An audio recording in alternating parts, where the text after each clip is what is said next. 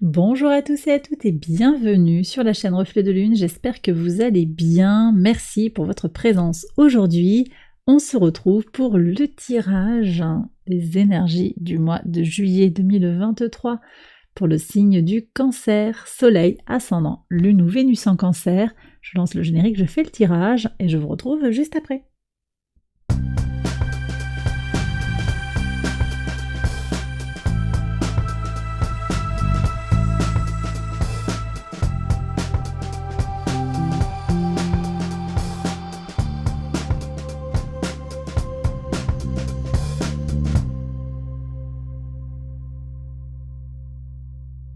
Alors on y va, les cancers pour les interprétations. Votre arcane majeur du mois, c'est l'ermite. Avec l'énergie de l'ermite, on est connecté à des choses très proches des énergies de la Vierge. Ça vient me parler ici de désencombrement, de rangement. On passe à l'action pour agir sur son quotidien. Alors c'est pas forcément le message fondamental de l'ermite qui est plus tourné vers une recherche de vérité, une quête de soi. Mais lors du tirage semestriel, je vous ai fait cette annonce des messages. On va voir comment ça vient en écho, peut-être avec la valeur fondamentale de l'ermite, quête de soi qui peut venir ressurgir. Qu'est-ce qu'on avait dit également dans ce tirage des 6 mois? On avait parlé de comment on prend soin de soi aussi, peut-être sur cette période du mois de juillet. Quelque chose dans votre vie sera à analyser finement. Donc là, on retrouve l'énergie d'analyse de la Vierge. Que vous dit l'oracle?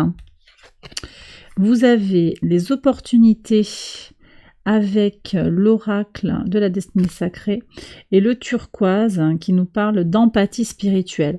Très connecté à l'intuition, au ressenti. Pour moi, c'est très connecté à la Lune, à Neptune. Alors, que fait la Lune sur le mois de juillet? On a une pleine Lune en Capricorne et une nouvelle Lune en Cancer. La pleine Lune en Capricorne, c'est le 3 juillet. La nouvelle Lune en Cancer, c'est le 17 juillet.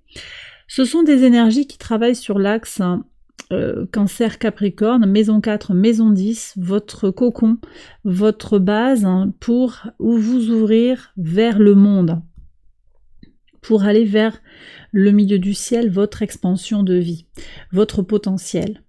On est sur des énergies quand même qui nous invitent à travailler sur sa nourriture intérieure, travailler sur ses insécurités, en particulier la nouvelle lune en Cancer, et la pleine lune en Capricorne, qui a lieu 15 jours avant, 14 jours avant, elle permet de faire le point sur ses objectifs de vie. Donc vous voyez, il y a quelque chose qui va se travailler comme ça, sur le mois entier de juillet, avec un travail, je dirais presque à rebours d'ailleurs.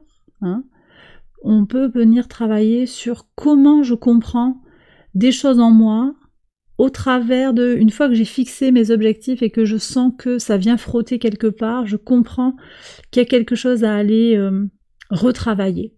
Et vous voyez, le turquoise ici me parle de cette connexion, de cette communication avec votre âme, de comment vous avez aussi cette invitation à vous parler à votre âme, à parler à vous-même avec bienveillance et dans un esprit de spiritualité. Alors, on a quand même aussi une rétrogradation qui commence toute fin du mois de juin, de Neptune, le 30 juin, rétrogradation de Neptune qui, donc ça va vous occuper sur tout le mois de juillet, cette rétrogradation. C'est un soutien face à notre quête, collectivement, mais aussi à titre individuel, dans notre quête de spiritualité. C'est une énergie aussi de rétrogradation de Neptune qui nous pousse à regarder en face ce que l'on a tendance à ignorer. Alors on va regarder maintenant ce que le tarot a à vous dire maison par maison. On va commencer par la maison 1 qui nous parle de votre vitalité, de votre état d'esprit sur ce mois de juillet. Vous avez le cavalier de bâton, Action of Wands. Cavalier de bâton, il y a quand même une grande motivation pour avancer, pour faire des choses importantes pour vous-même, pour votre famille potentiellement. Effectivement, vous avez le soleil dans votre signe depuis le 21 juin et jusqu'au 23 juillet. Ça accroît votre besoin de sécurité émotionnelle. C'est une énergie aussi qui renforce votre attachement aux valeurs familiales. Il y a une envie peut-être d'avancer, de construire des choses dans un esprit collaboratif ou dans un esprit de famille, hein, que ce soit votre famille de sang, mais également votre famille d'âme. La maison 2. La maison 2 nous parle de vos ressources, qu'elles soient matérielles ou immatérielles, et également de l'argent. On a l'inspiration des coupes, hein, c'est le valet de coupe. Ici, on voit qu'il y a quelque chose qui s'aligne par rapport à vos ressources, par rapport à vos besoins, avec vos besoins émotionnels. Quelque chose vient prendre corps un petit peu, prendre sens.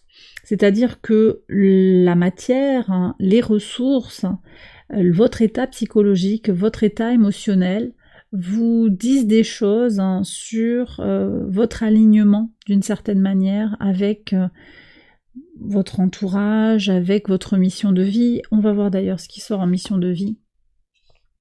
On est dans les cartons, j'ai l'impression. Quelque chose est en train de bouger, de nouvelles idées qui jaillissent. Il y a un sens de liberté qui s'inspire comme ça, qui s'inscrit dans ce domaine-là. Le valet d'épée, nouvelles idées, nouveaux moyens de communication, une ouverture peut-être par rapport à quelque chose qui est en lien avec l'international, avec le numérique. On a sur le mois de juillet la rétrogradation de Pluton à l'opposé de votre signe. Ça implique ces changements dans tout ce qui est lié aux ambitions, et c'est très corrélé à la pleine lune en Capricorne, hein, qui vous aide à devenir consciente de vos propres besoins et à faire le point sur vos objectifs de vie. Il y a quelque chose qui peut renaître, hein, avec cette dernière rétrogradation de Pluton en Capricorne. Il faut voir dans quelle maison aussi ça vient résonner, hein, cette rétrogradation de Pluton, mais en tout cas, par rapport à votre thème, hein, Pluton en Capricorne, il faudrait voir par rapport à votre thème pour savoir dans quelle maison exactement ça vient parler, mais de façon plus générale, un Pluton qui rétrograde en Capricorne vient toucher aux structures de pouvoir, à tout ce qui est en lien avec la mission de vie. Et ça ressort ici dans les cartes, hein, voyez. Donc il y a du renouveau, on est sur effectivement des renouveaux par rapport à ce que vous avez envie de vivre sur le plan de l'argent, sur le plan de votre bonheur, de votre paix intérieure. Ça passe peut-être par une renaissance sur le plan professionnel. Je vais voir ce qu'il y a en maison 7 qui nous parle de l'engagement à l'autre. On va regarder cette carte en particulier sous l'angle du travail. Encore un valet de bâton. On redéfinit son désir, ses priorités. Qu'est-ce que vous voulez? Qu'est-ce qui vous motive à vous lever le matin? Il y a quelque chose qui est très aligné aussi avec ces couleurs des chakras. Quelque chose de très cohérent qui se construit sur ce mois de juillet. Moi, j'ai l'impression que vous remettez un petit peu de l'ordre dans votre vie, vous mettez les choses à plat et vous tirez un petit peu toutes les situations qui seraient un peu douteuses au clair. Sur le quotidien, qu'est-ce que vous avez en maison 6 ? Le 6 de denier, beaucoup d'abondance au quotidien, de l'abondance matérielle, une capacité aussi à transmettre, à donner de votre temps, de votre énergie, mais de façon plus alignée, de façon plus en cohérence avec vous-même. Il y a quelque chose de très équilibré sur votre capacité à vous donner sans vous sacrifier, à donner à l'autre sans vous sacrifier. Maison 3. Alors la maison 3, on est sur la communication, les échanges, les petits déplacements. La grande prêtresse. Ouais. Là, on revient, voyez, sur cette couleur turquoise qu'on avait, chakra de la gorge. Et vous avez la grande prêtresse. Donc la spiritualité, l'intuition en maison 3. Très important comme message ici. Hein.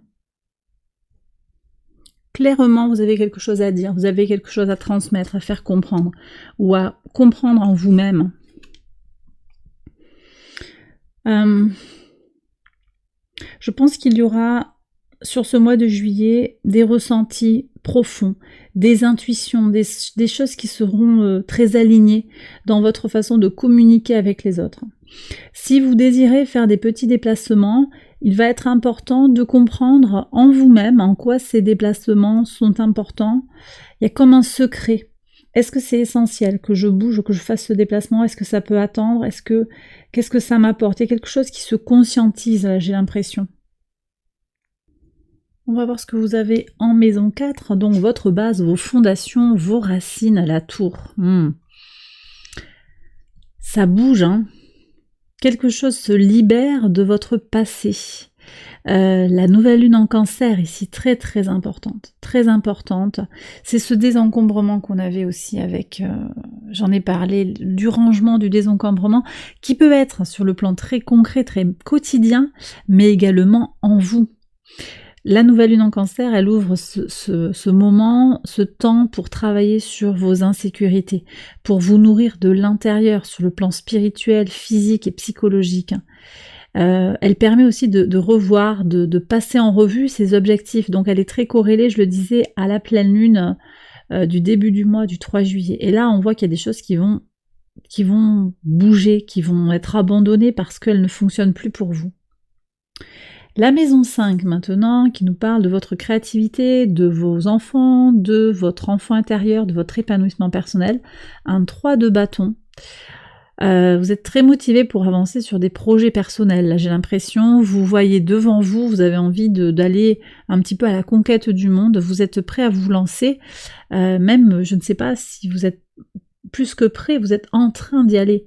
On a quand même ce cavalier de bâton qui indique ce mouvement, ce désir d'avancer. On a des bâtons dans des maisons qui sont quand même très fondamentales sur la pulsion, l'impulsion, très feu ici. Hein. Alors là, on est sur la balance, hein, en maison 7, mais là, on est avec le signe du bélier, et là, on est avec le signe du lion. Il nous manque le signe du sagittaire. Qu'est-ce que vous avez ici? On a encore, regardez ça, vous avez les 4 valets, hein. Inspiration of Pentacles. Clairement, vous êtes sur l'ouverture d'un nouveau cycle. Il y a un grand renouveau sur le plan des valeurs qui sont connectées à la matière. Alors c'est très intéressant d'avoir ça comme ça, parce que les valeurs sont quand même terre à terre, mais on voit que le terre à terre, la matière, est aussi empreinte d'idéalisme. Donc vous avez un pied dans la tête dans les étoiles, les pieds sur terre, on pourrait dire, un pied sur terre, un pied dans l'eau, quelque chose de très lié à la tempérance. On va voir, peut-être qu'elle y est là, la tempérance. En tout cas, moi je ressens cet alignement, l'idée aussi de trouver son centre. Hein. On est encore, hein, avec des énergies des poissons, avec Saturne en particulier qui est rétrograde depuis le 17 juin, qui offre un temps de maturation et de prise de recul sur l'évolution intérieure. Il y a quelque chose ici, je pense, qui s'explore sur le plan en particulier de vos valeurs. Alors, je reprends ici, j'étais en maison 5, je vous disais que dans les signes de feu, ça bouge, ça avance, effectivement. On retrouve aussi comment le rapport à l'autre est empreint de désir, une envie de passer à l'action, de se bouger pour l'autre, pour soi, mais avec l'autre. J'ai vraiment ce sentiment-là. On va regarder maintenant la maison 8. Maison 6, j'en ai parlé sur le quotidien. Il y a un équilibre qui est trouvé de toute façon. Qu'est-ce que je vous disais avec l'ermite? On prend soin de soi au quotidien. On passe à l'action pour agir sur son quotidien. Moi, je crois aussi qu'il y a quand même quelque chose d'un équilibre qui se trouve. Vous faites en sorte de vous sentir bien chez vous, bien en vous, au quotidien. Sur l'engagement à l'autre, globalement, maison 7, la vie extérieure à vous-même, il y a de nouvelles opportunités, un retour de passion aussi sur le plan romantique, une amitié qui naît aussi sur le plan amical. On peut avoir ces énergies-là, il y a quelque chose de naissant sur le plan de l'énergie de vie, sur le plan du désir, de l'envie. Ça peut être charnel, mais ça peut être juste j'ai envie d'être avec toi, c'est ça qui me motive, je partage des valeurs avec toi et j'ai envie de partager du temps avec toi. D'accord? Sur le plan de l'emploi, sur le plan professionnel, occupationnel, on voit qu'il y a des renouveaux aussi, peut-être des potentiels au niveau du contrat. Vous aurez des opportunités en lien avec le cycle lunaire, à voir comment ça se goupille pour vous, mais il y a des possibilités de signer un contrat, pour moi, ou une proposition en tout cas d'embauche. Sur la maison 8 qui nous parle des transformations profondes dans votre vie. Je vous ai dit, il y a la tempérance quelque part, elle est là, voilà, et elle est dans les transformations. Je remercie mes guides, parce que là, le tirage est extrêmement cohérent, merci.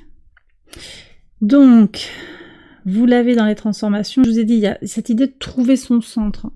de se comprendre, d'être dans ses contradictions aussi, dans sa dualité, mais de savoir aussi s'aligner pour aller attraper un petit peu ce que vous propose la vie, quoi. Toutes les opportunités qui sont là, il n'y a qu'à tendre la main pour aller les saisir. Soyez patient aussi avec vous-même, hein. On me dit de vous dire quand même, soyez bienveillant avec vous-même. C'est complètement ce que j'étais en train de décrire, hein. C'est un pied sur terre, un pied dans l'eau, c'est ça. C'est cette invitation-là. Peut-être que vous êtes déjà dans cet état-là, mais il y a une invitation à aller explorer cet état de grâce. Très beau, très beau. Je vous laisse prendre et voir comment ça résonne par rapport à votre situation. Donc sur le plan des valeurs, on voit qu'il y a quelque chose de très concret, de naissant, peut-être aussi en lien avec les opportunités. C'est aussi ça, hein, le valet de denier, c'est aussi les opportunités, les possibilités de... On va vous proposer quelque chose. On va vous tendre la main sur quelque chose, une possibilité d'apprendre, de comprendre les choses de façon plus lumineuse. Il y a quelque chose qui est très connecté avec le spirituel. On va vous proposer ça, je pense aussi. Donc une possibilité de mieux vous comprendre, de mieux comprendre les autres, et du coup de vous sentir bien, point. Sur le plan des voyages, parce qu'ici on est quand même sur des grands voyages, il y a du potentiel pour programmer quelque chose. Vous avez peut-être un déplacement, moi je dirais un déplacement moyen ici, au vu de la grande prêtresse comme ça, moyenne distance. Ça peut être sur le même continent, ça peut être quelque chose que je reçois comme ça, ou un peu loin dans votre pays. Vous voyez comment ça résonne par rapport à votre situation, mais en tout cas, vous envisagez de faire ce genre de déplacement. Sur les déblocages au niveau administratif, sur tout ce qui va être papier également, on voit qu'il y a des solutions qui se trouvent, hein. Maison 10, j'en ai parlé, c'est votre contribution au monde, c'est votre idéal, votre mission de vie. Il y a du nouveau, il y a du renouveau, il y a c'est très uranien. Moi, je ressens des énergies très très uraniennes avec une grande liberté, une envie de faire différemment. Donc du potentiel dans les nouvelles technologies aussi. Alors on va voir ce qui sort ici en maison 11, très connecté à Uranus aussi. Ça parle plus précisément de vos projets, de vos espérances, de votre relation au monde. Alors, il y a quand même un choix à réaliser, 2 d'épée. C'est vous qui avez les cartes en main, je vous dirais. Il y a une alternative, en fait, pour 2 choix. Je ne sais pas. C'est comme si vous aviez plusieurs options, en fait. Il va peut-être falloir vous décider sur ce mois de juillet par rapport à différentes propositions en lien avec la communauté ou plusieurs projets. Vous ne pourrez pas tout mener de front. En tout cas, c'est ce que je reçois sur ce tirage. Et la leçon de vie, maison 12, hein, les épreuves, les luttes, les choses qui sont secrètes et cachées, le 2 de coupe. C'est exactement ça, c'est-à-dire que la leçon, c'est cette notion de dualité. Ok. La dualité, mais l'union également. Vous voyez comment on a quand même cette force de 2 unis. Unis à 2. C'est la dualité et l'union dans la même carte. Je ne sais pas si vous le percevez clairement.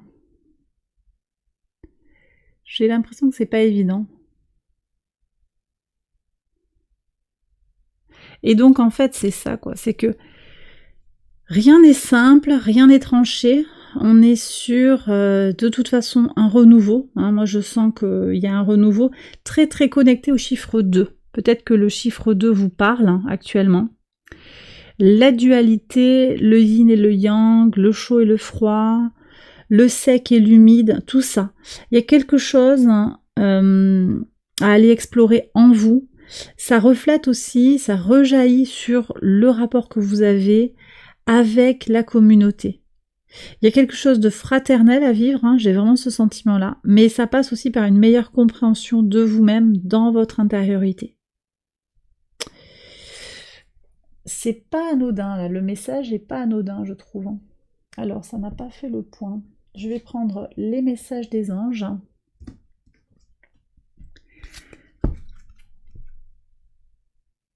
Voilà. Allez, les messages de l'univers pour Les cancers, Angel Guide. Quel est le message? Alors, il y a plein de cartes qui sont sautées. On vous dit de prendre vos responsabilités et de passer à l'action. C'est ce que je vous ai dit sur l'ermite aussi. Nettoyer, annuler, libérer. Ok, il y a des libérations ici. Mère, Père, Dieu, courage et courage. Ok. Bon, vous avez des choses à... De toute façon, on est sur une boucle qui est bouclée quand même, parce que vous avez des choses à libérer, clairement. Ça vient dans votre base. C'est déjà tout ce que je vous avais annoncé par rapport à l'ermite. Vous êtes sur du désencombrement. On se libère symboliquement de certaines choses. Ça peut être de se débarrasser des objets qui sont liés à votre ex aussi. C'est possible. C'est comme une dépollution de votre espace de vie. On annule, on libère des choses sur le plan symbolique, sur le plan physique, pour trouver le courage, la force, la libération de prendre les choses à bras le corps et de passer à l'action. Ces deux cartes qui encadrent le message ici sont très importantes. Il y a une notion aussi d'oser faire les choses. Mais vous avez aussi, avec Mère, Père, Dieu, vous avez cette idée que la lumière est en vous, que vous faites partie d'un grand tout, et que cette spiritualité-là, vous prenez si ça vous parle, vous savez toujours, il y a quelque chose à ne pas abandonner. C'est complètement le message de la couleur turquoise. Empathie spirituelle. Empathie spirituelle. Vous avez besoin d'être plein d'empathie vis-à-vis de vous-même, une empathie avec l'âme, avec l'esprit. Aimez-vous, mais c'est un amour ici qu'on vous invite à explorer qui est davantage spirituel qu'un amour physique. Vous pouvez avoir aussi ce rapport-là, mais je pense que c'est quand même quelque chose que vous avez déjà exploré. 3 de bâton, on voit que sur l'enfant intérieur, il y a quand même quelque chose qui est déjà nourri, qui avance. Donc là, j'ai l'impression qu'il y a quelque chose d'autre en fait à aller explorer. Vous me direz dans les commentaires si ça vous parle. Ok. Quelque chose de plus invisible, voilà. Et qui passe par vraiment l'annihilation de certaines choses du passé. C'est extrême, mais c'est ce que je reçois. C'est-à-dire qu'il y a quelque chose qui est clôturé, fini. C'est pas qu'on n'en parle plus, mais vous traitez le dossier. Quelque chose qui est comme ça. On nettoie. Et bien voilà les cancers, j'ai terminé votre tirage, j'espère qu'il vous a guidé, qu'il vous a éclairé. Si c'est le cas, likez, abonnez-vous, partagez. Si vous souhaitez approfondir les messages de ce tirage, je vous invite à me rejoindre sur Patreon pour une extension exclusive. Avec une contribution unique, vous accédez à l'ensemble des extensions de mes guidances mensuelles. Je vous mets le lien en barre de description et j'espère vous y retrouver juste après. Je vous souhaite un excellent mois de juillet, je vous embrasse bien fort et je vous dis à très bientôt. Bye bye.